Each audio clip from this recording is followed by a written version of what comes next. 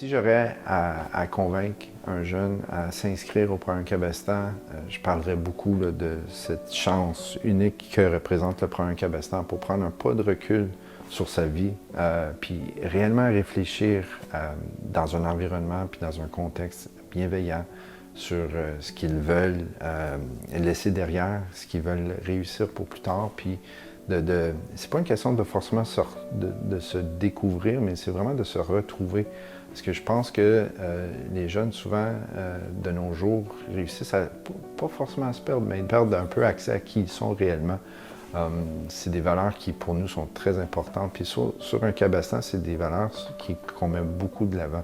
Parce que les jeunes arrivent avec beaucoup plus que juste leur bagage. Ils arrivent avec une trajectoire, un historique, ils arrivent avec des blessures, des forces et des réussites.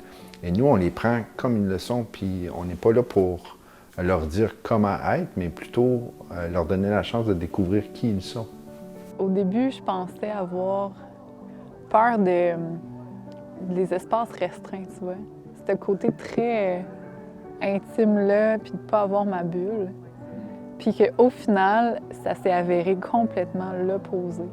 Genre, tout ce que j'ai pu m'imaginer, c'est pas du tout ça qui s'est passé. Et ça s'est passé encore beaucoup mieux. Fait que pour moi, ça a vraiment... Ça a été comme une libération, l'instant présent de A à Z sur l'Éco-Maris. C'est génial. C'est un milieu qui est challengeant, je trouve. Pour moi, ça a été vraiment de me rendre compte que ce que je vis au quotidien, bien, je le vis encore sur le bateau et c'est même décuplé. Et ça permet justement de mettre une loupe sur qu'est-ce qui sont nos écueils, qu'est-ce qui sont nos bons coups aussi. Donc je pense que c'est vraiment une plongée en soi.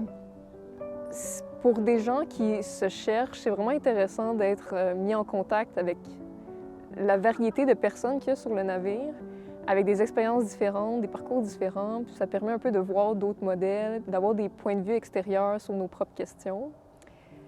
Ensuite, je dirais juste partir à l'aventure, sortir de sa zone de confort, ça peut vraiment aider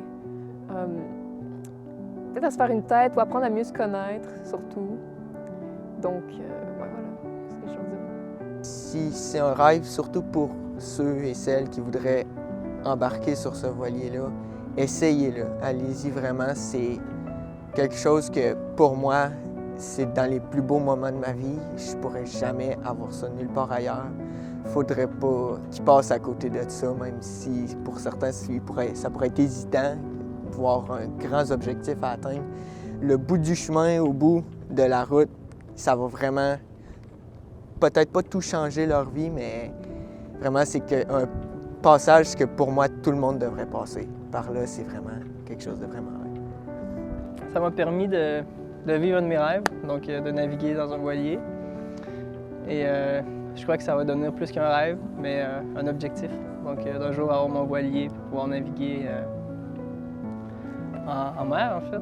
Faire un peu le tour du monde et voyager de cette façon-là. Genre, on nous l'avait dit à quel point que ça allait être life-changing, mais chacun d'entre nous, on pensait pas à quel point.